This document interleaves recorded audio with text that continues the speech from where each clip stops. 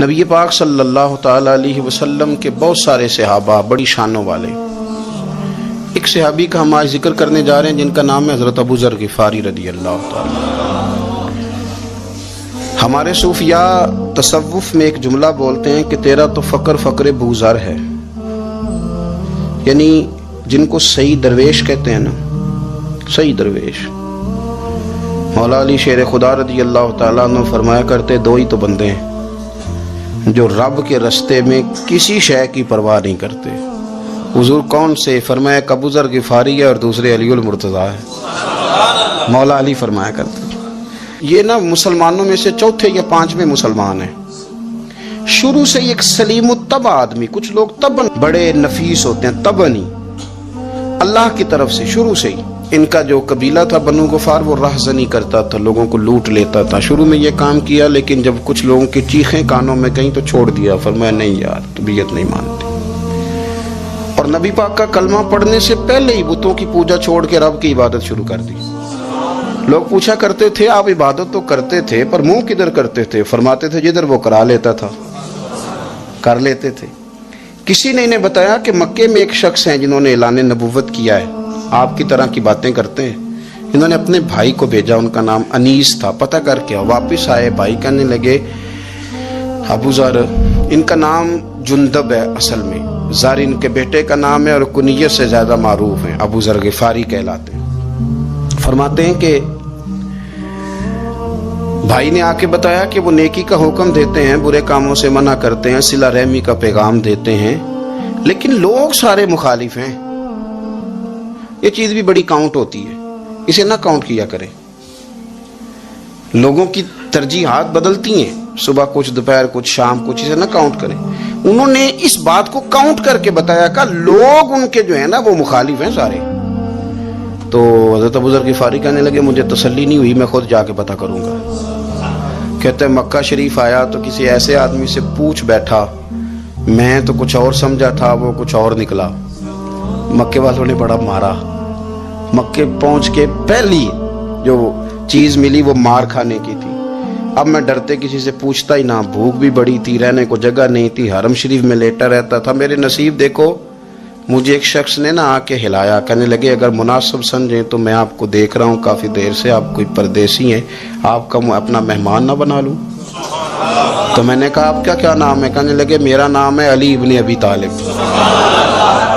کہتے ہیں مولا کائنات گھر لے گئے، کھانا بھی کھلایا، جگہ بھی دی سونے کو، خدمت بھی کی، لیکن چونکہ میں تو پہلے ایک سے پوچھ کے مار کھا بیٹھا تھا، میں نے پوچھا نہیں میں کدھر آیا ہوں۔ رات رہے، اگلی رات بھی رہے، لیکن میں نے بتایا نہیں میں کس کام آیا ہوں۔ حضرت ابو ذر غفاری رضی اللہ تعالیٰ عنہ کہتے ہیں خود ہی مولا علی نے پوچھا بتا سکتے ہو کیسے آئے ہو؟ میں نے کہا رات رکھ لو گے؟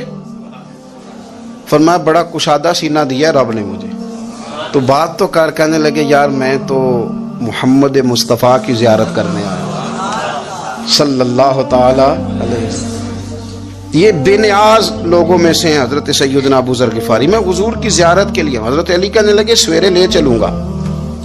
انسان بزدل نہیں ہوتا، ہر انسان بزدل نہیں ہوتا، اور بلا وجہ ٹکراؤ کی پالیسی بنا لینا یہ بھی سیانے لوگوں کا کام نہیں۔ حکمت کے تقاضوں کے مطابق چلنا یہ بھی دلیر لوگوں کا ہی کام ہوتا ہے۔ حضرت مولا علی کہنے لگے صبح لے کے چلوں گا پر حالات ٹھیک نہیں، شرارتی لوگ ہر جگہ ہوتے ہیں، اگر کوئی شرارتیوں کا ٹولہ ملا نا جو کھڑا ہوگا جاسوسی کرنے کے لیے کہ حضور کی طرف کون کون جا رہا ہے، تو میں نیچے جھکوں گا جوتے کا تسمہ ٹھیک کرنے کے لیے، لیکن آپ نے نہیں کھڑے ہونا، آپ نے چلتے رہنا ہے تاکہ کسی کو شک نہ ہو۔ کہتے ہیں اس ترتیب سے حضرت علی مجھے لے کے گئے، میں حضور کی بارگاہ میں پہنچا۔ مولا علی کہتے ہیں بڑے بڑے لوگ سوال کرتے تھے پر یہ شروع سے سلیم الطبع تھے، مجھے کہہ لینے دینا، جنہوں نے ماننا ہوتا ہے وہ لمبے سوال کرتے ہی نہیں۔ مان جو لیا تو لمبے سوالوں کی ضرورت ہی کوئی نہیں۔ کہتے ہیں لوگ بڑے بڑے سوال کرتے تھے پر ابو ذر نے 2-3 باتیں پوچھی اور آگے جا کے کہنے لگے حضور ہاتھ بڑھائیں مجھے کلمہ پڑھائیں۔ نبی پاک صلی اللہ علیہ وسلم نے کلمہ پڑھایا، فرمایا باہر جا کے نا ابھی ذکر کرنا کہ تم مسلمان ہو گیا، یہ ماریں گے۔ عرض کی حضور انہیں مارنے دے، میں آیا بھی مار کھانے ہی، انہیں مارنے دے نا۔ پڑا فلک کو کبھی دل جلوں سے کام نہیں، داغ دلوی نے کہا تھا پڑا فلک کو کبھی دل جلوں سے کام نہیں، اور جلا کے راکھ نہ کر دوں تو داغ نام نہیں۔ مار ہی تو کھانے آئے ہیں، مارنے دے، کرنے دے زور جتنا لگانا ہے لگانے دے۔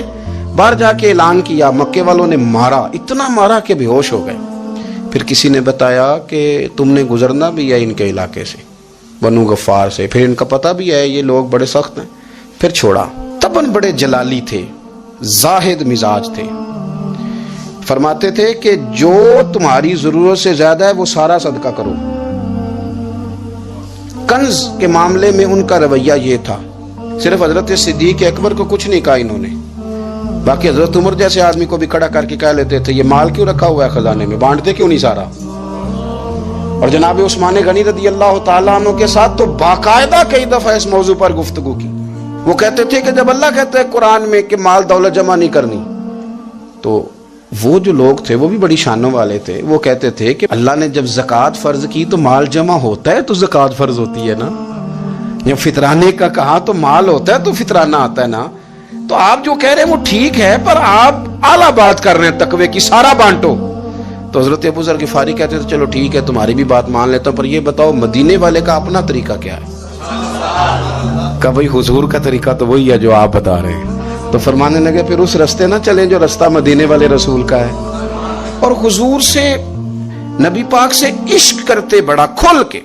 یہ صحابہ صفہ میں سے تھے۔ کلمے پڑھنے کے بعد چونکہ طبیعت جلالی تھی تو حضور نے بھیج دیا، فرمایا واپس جاؤ اپنے قبیلے میں تبلیغ کرو۔ واپس گئے، بھائی کو مسلمان کیا، والدہ کو مسلمان کیا، قبیلہ سارا مسلمان کیا، وہیں رہے۔ ہجرت مدینہ کے بعد آئے تبوک کے موقع کے قریب، اور حضور نے اصحاب صفہ میں رکھ لیا۔ نوکری کرتے مدینے والے رسول کی، دلیر آدمی تھے، بڑا قبیلہ تھا، پر ڈیوٹی کرتے، ڈیوٹی خدمت کرتے۔ ایک بیٹا تھا زار اس کا نام تھا، اس کی ڈیوٹی لگائی تم نے میرے نبی پاک کے اونٹ چرانے۔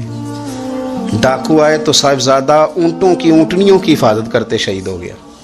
اور یہ انوکھا بندہ ہے جس نے شرط لگائی تھی کہ میں نے کالی سیاہ رنگ کی عورت سے شادی کرنی، انوکھا بندہ ہے۔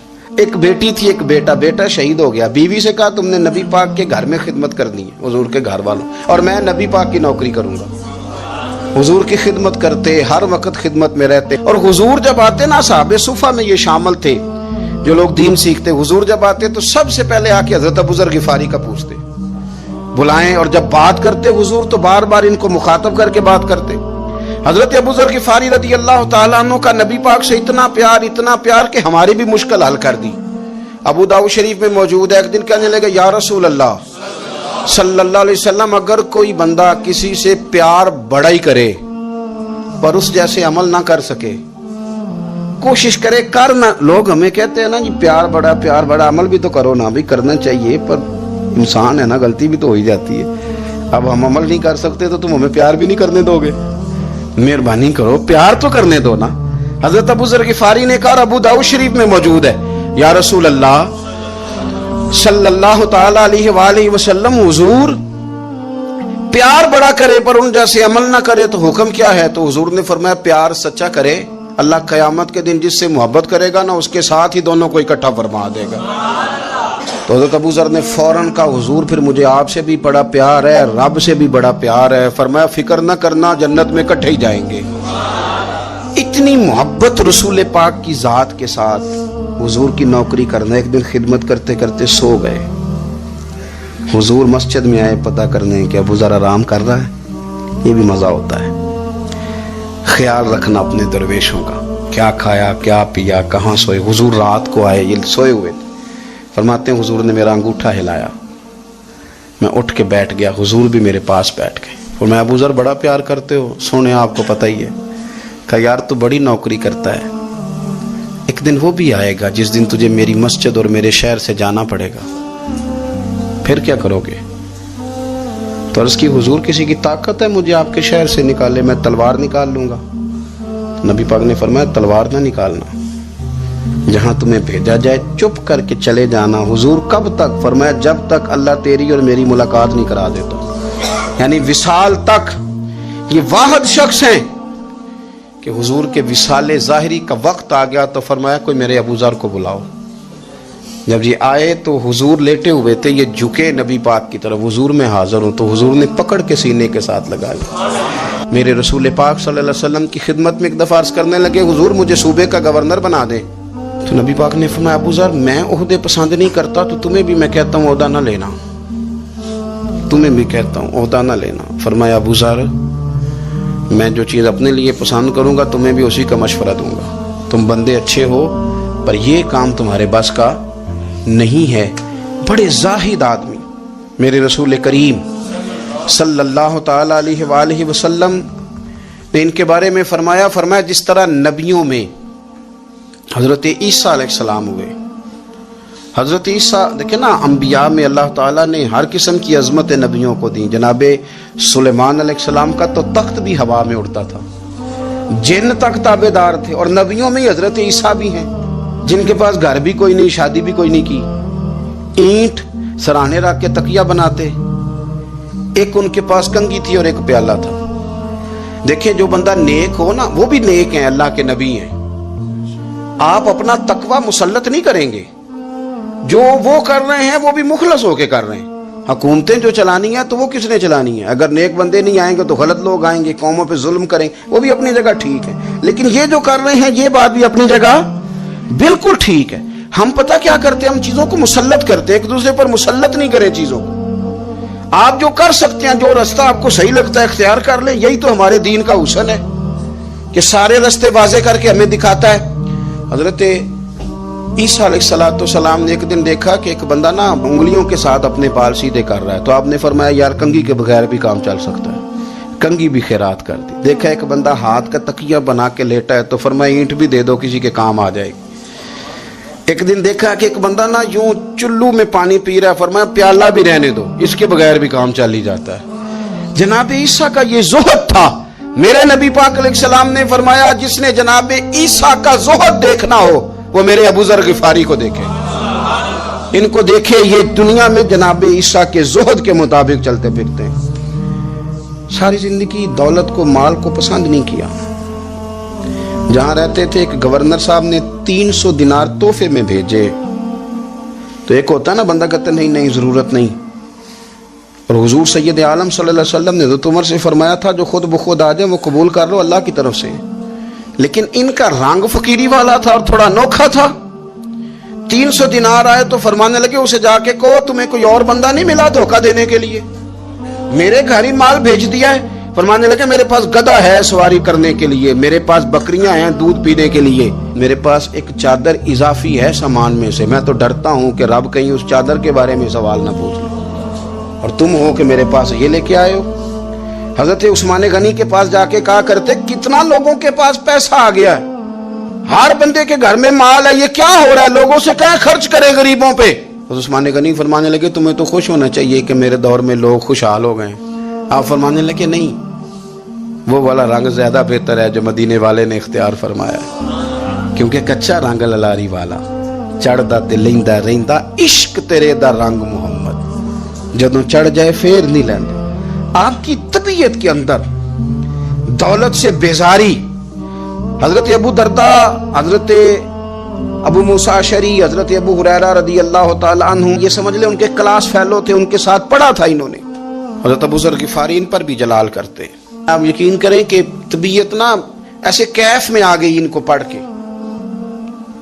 ان کو پڑھا جب کچھ دنوں سے تو کچھ انوکھا، یہ انوکھی وجہ ہے، سارے زمانے سے نرالے ہیں، یہ بندے کون سی بستی کے یار اب رہنے والے ہیں، یہ کس طرح کے لوگ ہیں، کیا سوچ ہے۔ حضرت ابو درداء رضی اللہ تعالیٰ عنہ کے گھر کے قریب سے گزرے تو حضرت ابو درداء مکان بنا رہے تھے، کیا جملہ کہا، تڑپ گئی روح۔ فرمانے لگے ابو درداء تجھ سے مجھے یہ امید نہیں تھی یار۔ فرمایا کیا ہوا؟ فرمانے لگے اب تیرا مکان بنانے کے لیے بھی اللہ کے بندوں کی پشتوں پر اینٹیں رکھی جائیں گی، تیرا مکان بنانے کے لیے رب کے بندوں کی پشتوں پر اینٹیں تیرے لیے۔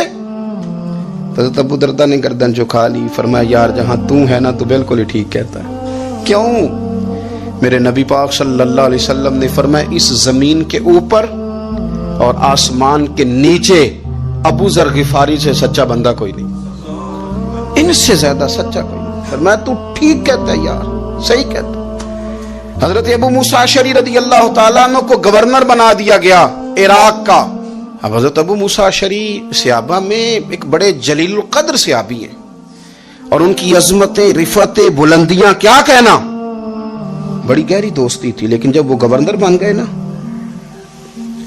تو آپ نے فرمایا بس بھائی اب تو نے عہدہ لے لیا ہے، یہ بندے کو ٹھیک نہیں رہنے دیتی چیزیں، اب تو عہدے میں چلا گیا. بڑی مدت کے بعد ملاقات ہوئی حضرت ابو موسیٰ اشعری کے ساتھ. وہ دوڑ کے آئے حضرت ابو ذر غفاری کے گلے ملنے، میرا بھائی میرا بھائی. فرمایا پیچھے ہٹ جا، میں نہیں تیرا بھائی، تو گورنر ہے، میں غریب آدمی ہوں، اپنا کام کر.